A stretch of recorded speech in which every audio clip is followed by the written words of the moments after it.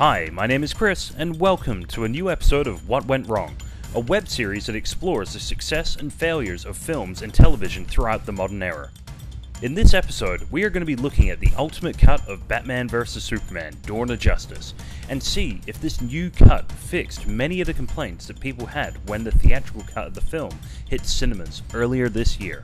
When the film originally came out back in March of 2016, it opened to huge numbers, rock-bottom critical reviews, an incredibly steep drop-off at the box office after opening weekend, and a lot of nastiness on the internet. A lot of the criticism from both cinema-goers and critics was the messy narrative and surprisingly large plot holes. Now that 30 minutes of additional footage has been added to the already overly long film, the big question is, has this additional footage made the film any better? Well, as the film's cinematographer Larry Fong said, and then retracted a few days later, if you didn't like the theatrical cut, then this is not really going to change your mind. The film does fill in a couple of the gaps in the theatrical cut, and does give at least some credence to why Superman may have had an issue with Batman's methods, along with giving Lex Luthor's plan more stability. However, the film still doesn't fulfill the promise of the title, nor does it make either hero any more heroic than they were in the theatrical cut. Full disclosure, I was not a fan of the theatrical cut. I really enjoyed Man of Steel despite many of its flaws, and I felt that the film had the potential to kickstart a new cinematic universe. However, the follow-up to Man of Steel left a lot to be desired. Now I'm saying this as a comic book fan, not a Marvel fan or a DC fan. I've said it before, and I will say it again. I'm a fan of good storytelling, regardless of whether it's made by DC, Marvel, or anyone else. Overall, the new cut of the film drags out the inevitable battle between two of comics' greatest characters, and doesn't add to said battle, bar an extra 20 seconds of Batman beating Superman like a small child. Characters that were underused in the theatrical cut remain underused here. Lex Luthor's plan is given more legitimacy. However, Lex as a character is still delivered in an unapologetic, campy manner that is more irritating than engaging. We are given reason for Superman to take issue with Batman, but no further explanation or justification for Batman's reasoning for such malicious attempt to kill the last son of Krypton. This new cut is really only for die-hard fans of the original cut. So let's start by breaking down where both the theatrical cut and the new cut went wrong. To keep it simple and not to delve too deeply into comic book lore or too many nerdy quibbles, I will focus purely on Zack Snyder's errors in selection and omission. Now, selection and omission is used in any text, from film to television, novels, documentaries, and comics. The creators deliberately choose to show or not show elements of their narrative in order to gain a certain response from their audience. Great examples of this can be found in David Fincher's Fight Club or M. Night Shyamalan's The Sixth Sense. Both films deliberately structure their narrative in a way by omitting important factors to their narrative in order to reveal a third act twist. However, not all films do this to present a twist at the end of the film. Often, this is done to elicit a certain response from the audience. And this is where Zack Snyder's choices really let him down with this film.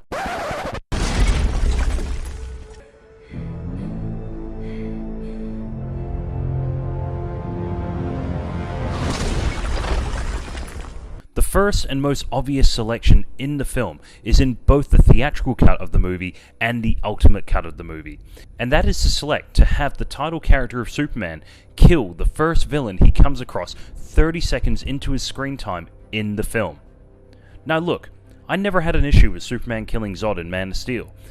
However, it certainly caused a lot of debate and controversy in the first film that Zack Snyder has had to field since the first film's release.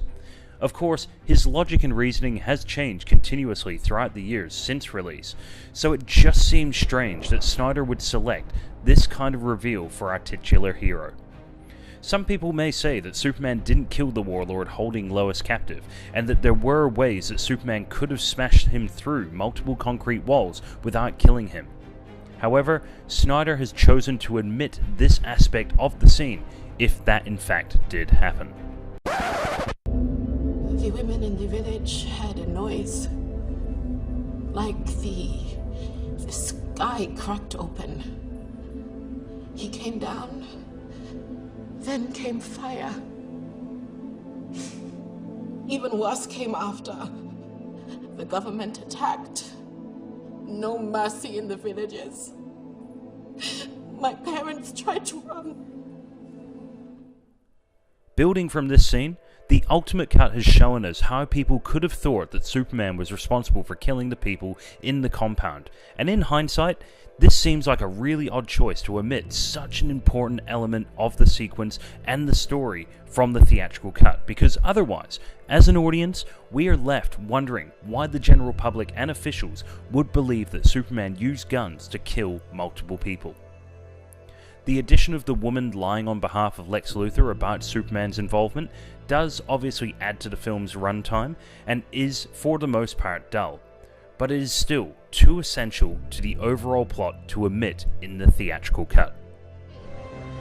Please. Sorry, she wouldn't leave. I didn't tell you the truth. Boy, do we have problems up here. The problem of evil in the world. The problem of absolute virtue. I'll take you in without breaking you, which is more than you deserve.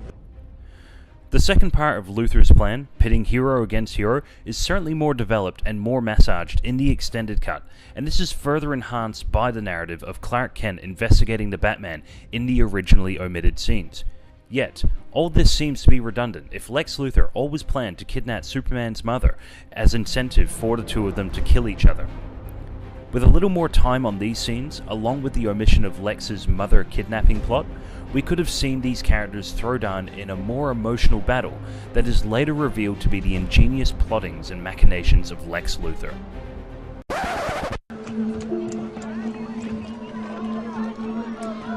Thank you. I'm gonna need a little room to work. Bam. Here's you suffered a head injury. Now, looking at some of the smaller scenes that both help and hinder the film, including the additional heroics of Superman, along with the additional talking heads scattered throughout the runtime. The original film never really was able to provide justification for why the public loves Superman. Some may say that this is due to Zack Snyder's animosity towards the character, and honestly, this new cut may just support that theory. With Snyder omitting the scene after the Senate hearing explosion, we are given one less reason to see Superman as heroic, as the original scene has Superman standing amongst the burning bodies with a facial expression that just screams, "This is a real inconvenience for me."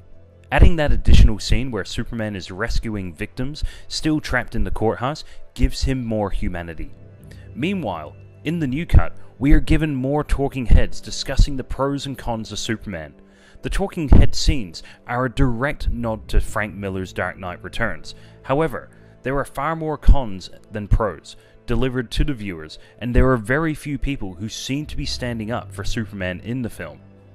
These choices by Snyder ultimately make for another unsympathetic reading of the character of Superman that without that one additional scene of him rescuing people post-bombing would have been considered a justifiable character assassination.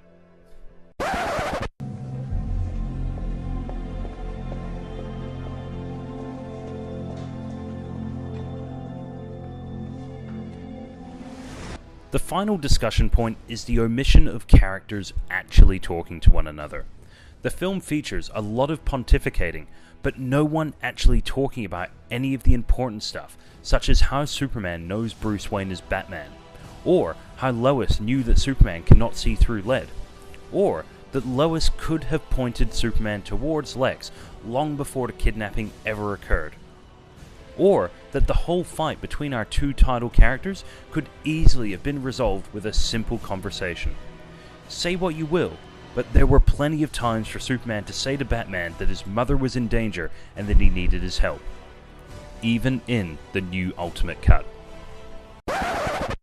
Overall, the Ultimate Cut is an interesting beast. It has improved some aspects of the film, but only further proves that the film was bloated with ideas and storylines that could easily have been dropped in favor of a far simpler narrative that would have given a greater justification for character actions and motivations, and have made good on the promise the title suggested, as we waited 3 years for the film to deliver upon. So, what have we learned in this episode? It's important to ensure that when you are selecting footage for your narrative, that you are clear on what you are wanting the audience to understand about your storyline.